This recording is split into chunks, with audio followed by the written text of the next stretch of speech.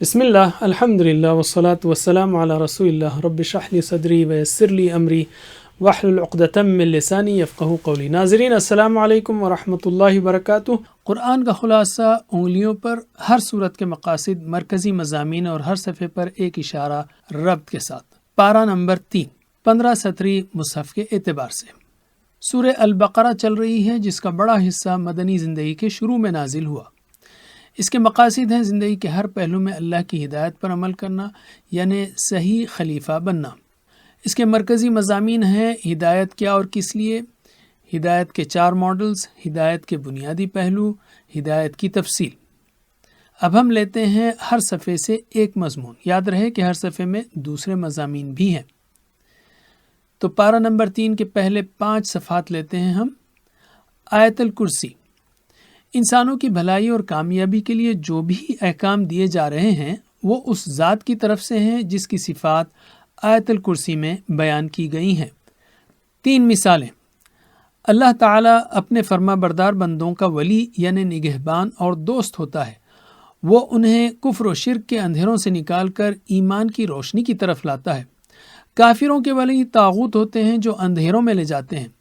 اس کی 3 مثالیں دی گئیں: ابراہیم علیہ السلام اور مشرک بادشاہ، گدھے کے ساتھ سفر کرنے والا شخص، اور ابراہیم علیہ السلام اور 4 پرندے۔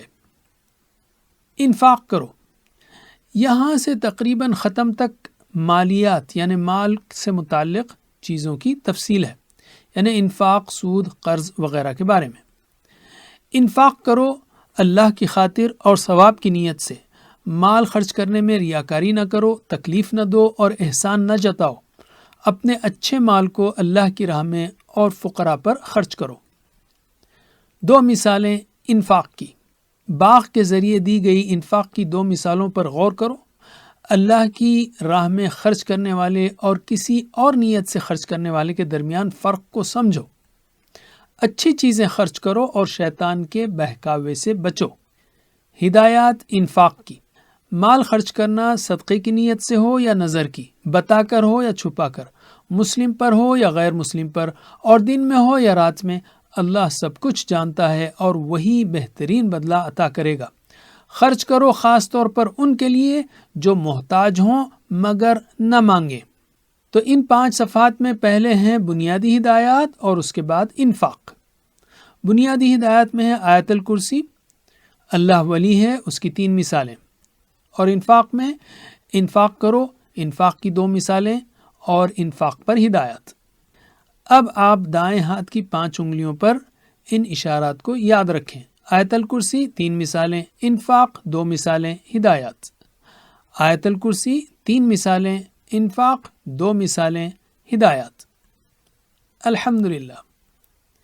اب ہم لیتے ہیں صفحات 6 سے 10۔ سود۔ انفاق کے احکام کے بعد اللہ نے سود کو حرام قرار دیا اور بتایا کہ اللہ سود کو مٹاتا ہے۔ سود کو چھوڑ دو ورنہ تمہارے خلاف اللہ و رسول کی طرف سے اعلان جنگ ہے۔ اگر کسی تنگ دست کو قرض دے رکھا ہے تو قرض وصول کرنے میں اس کو مہلت دو۔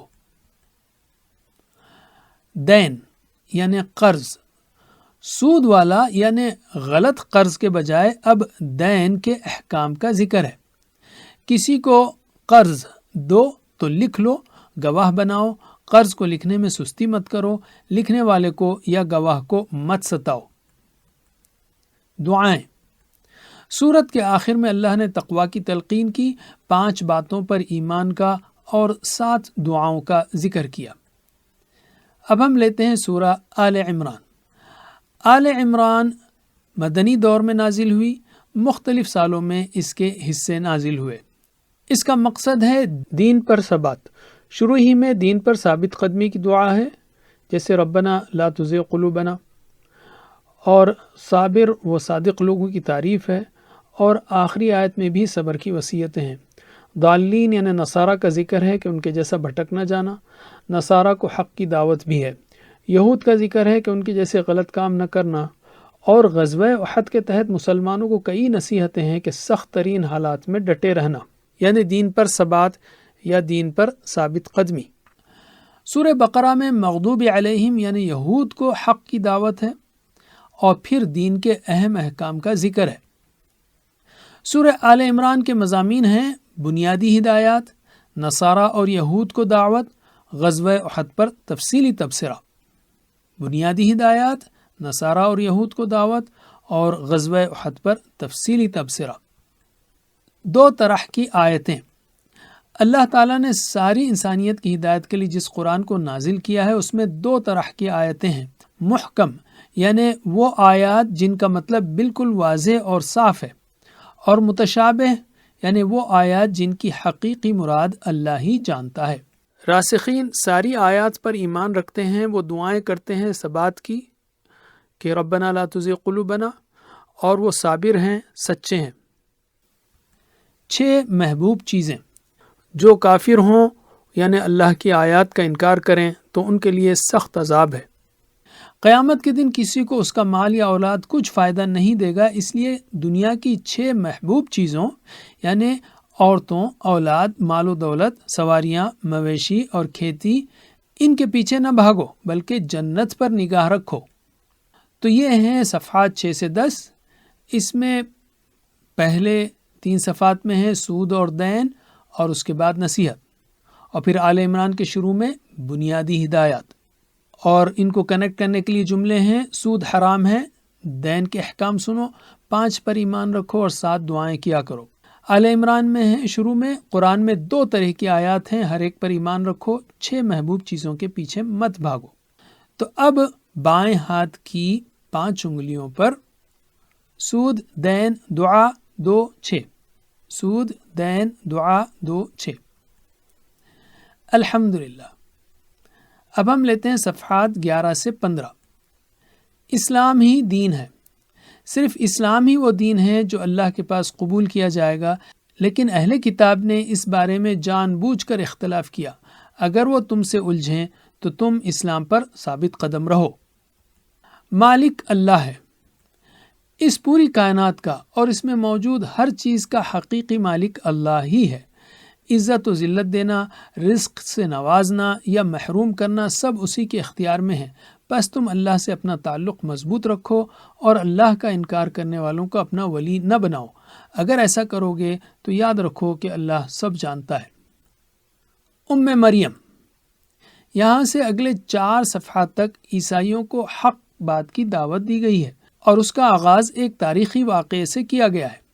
مریم یعنی حضرت مریم کی ماں یعنی عمران کی اہلیہ نے اس بات کی نظر مانی تھی کہ وہ اپنی ہونے والی اولاد کو اللہ کے دین کی خدمت کے لیے وقف کر دیں گی، اور پھر ان کے یہاں حضرت مریم علیہ السلام کی ولادت ہوئی۔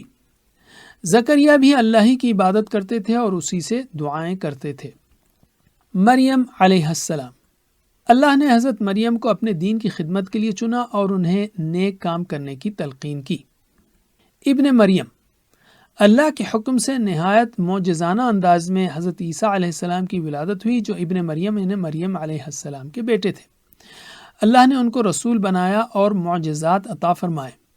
یہودیوں نے ان کی مخالفت کی، لیکن حواریوں نے ان کا ساتھ دیا۔ تو ان صفحات پر جو اشارات ہیں وہ ہیں بنیادی ہدایات اور عیسائیوں کو دعوت۔ بنیادی ہدایت کے تحت ہے اللہ کے پاس مقبول دین صرف اسلام ہی ہے، اور وہی ہر چیز کا حقیقی مالک ہے۔ مریم، مریم اور ابن مریم کے واقعات پر غور کرو۔ اب ان اشارات کو دائیں ہاتھ کی 5 انگلیوں پر یاد کیجئے۔ اسلام مالک، مریم، ابن مریم۔ اسلام مالک، مریم، ابن مریم۔ الحمدللہ۔ اب ہم آتے ہیں آخری 5 صفحات یعنی 16 سے 20 پر۔ چیلنج یا مباہلہ۔ حضرت عیسیٰ علیہ السلام کی پیدائش آدم علیہ السلام کی سی ہے۔ عیسیٰ کے والد نہیں تھے تو آدم کے نہ والد تھے نہ والدہ۔ اے محمد صلی اللہ علیہ وسلم، اگر اس بارے میں عیسائی پادری آپ سے بحث کریں تو آپ ان کو چیلنج کیجئے، یعنی کہیے آؤ ہم دعا کریں کہ جو جھوٹا ہے اس پر اللہ کی لعنت ہو۔ لیکن ان عیسائی پادریوں نے اس چیلنج کو قبول نہیں کیا جو آپ کے پاس آئے تھے، اور یہ ان کے اپنے دعوے میں سچے نہ ہونے کی کھلی دلیل تھی۔ دعوت اہل کتاب کو۔ اب یہاں سے اللہ تعالیٰ اہل کتاب یعنی یہود و نصارہ کو دین کی طرف بلانے کا ذکر فرما رہا ہے اور خاص کر مدینے کے یہود کے جرائم کو بیان کر رہا ہے۔